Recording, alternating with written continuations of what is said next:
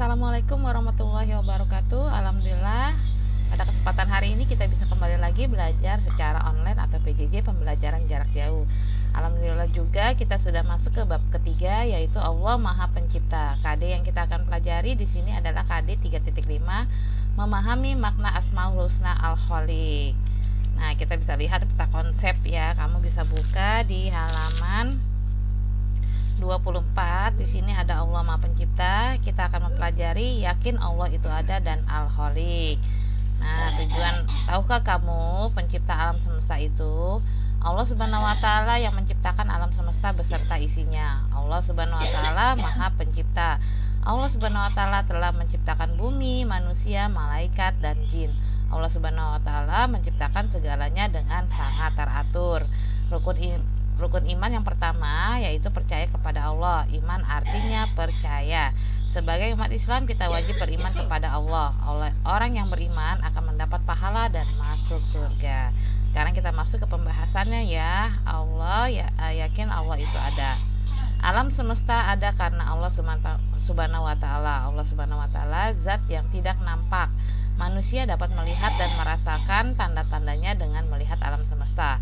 Allah Subhanahu wa taala menciptakan siang dan malam. Siang hari di langit terlihat matahari, sedangkan malam hari di langit terlihat bulan dan bintang. Ya, ini adalah pembahasan kita harus yakin nih.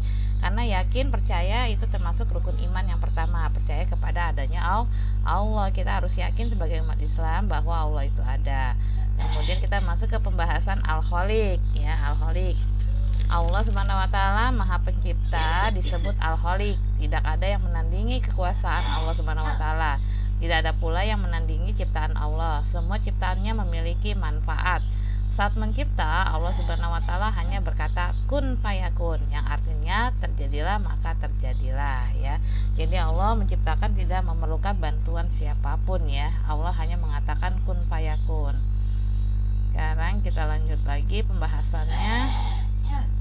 Kita bisa lihat di sini benda tak hidup ciptaan Allah Subhanahu wa taala ya, seperti tanah, air, udara, kemudian matahari, bulan, bintang dan laut. Kita lihat di sini tanah yang subur sangat bermanfaat bagi manusia ya, untuk bercocok tanam ya, sebagai tempat tinggal kita, membangun sebuah rumah ya. Kemudian yang kedua air, semua makhluk hidup ini memerlukan air ya, tanpa ada air kita tidak bisa hidup ya. Air yang bersih ini banyak manfaatnya. Kemudian udara tidak terlihat, udara ini akan menghasilkan oksigen. Nah, oksigen ini sangat penting bagi manusia untuk pernapasan ya. Udara bersih sangat menyehatkan. Kemudian kita bisa lihat di sini matahari terbit dari timur dan terbenam di barat. Matahari menerangi bumi pada waktu pagi sampai sore hari. Nah, panas matahari ini berguna bagi kegiatan manusia ya, seperti menjemur ya, kemudian untuk kesehatan tulang ya. Jadi segala macam kegiatan manusia yang memerlukan sinar matahari. Kemudian di sini ada bulan dan bintang. Bulan dan bintang benda langit yang menerangi bumi pada malam hari.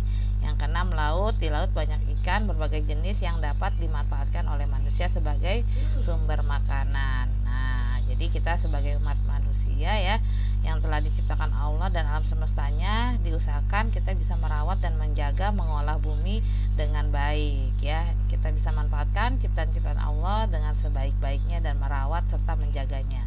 Kemudian di sini ada benda hidup ciptaan Allah manusia, seperti manusia, hewan dan tumbuhan ya. Jadi manusia makhluk sempurna yang diciptakan Allah Subhanahu wa taala. Manusia ini diberi akal untuk berpikir. Manusia wajib menjaga dan merawat lingkungan. Kemudian ada hewan.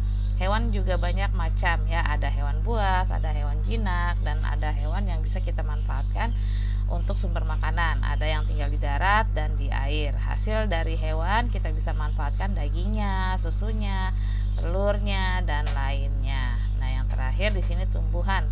Tumbuhan sangat berguna untuk manusia. Hasil dari tumbuhan seperti sayur, buah, ya, umbi-umbian, kacang-kacangan dan lain-lainnya. Nah, ini juga harus kita jaga ya, hewan dan tumbuhan sebagai makhluk hidup ciptaan Allah ya. Ini yang terlihat ya, ada makhluk hidup juga ciptaan Allah yang tidak terlihat seperti malaikat, ya, setan, jin. Nah, itu makhluk-makhluk Allah. Jadi ciptaan Allah disebut makhluk. Nah, setelah pembahasan ini, kita sebagai makhluk ciptaannya, kita harus bersyukur kepada Allah dengan menjalankan perintahnya dan menjauhi larangannya. Kita juga harus menjaga dan merawat ciptaan Allah Subhanahu wa taala. Oke, untuk pembahasan Allah Maha Pencipta ya cukup sampai di sini ya. Mungkin kalian paham ya, karena Allah itu Maha Pencipta maka disebut Al-Khaliq. Jadi untuk pembahasan Allah Maha Pencipta selesai. Ucapkan selamat pagi dan semangat pagi. Selamat mengerjakan tugas-tugasnya. Wabillahi taufiq wal hidayah. Wassalamualaikum warahmatullahi wabarakatuh.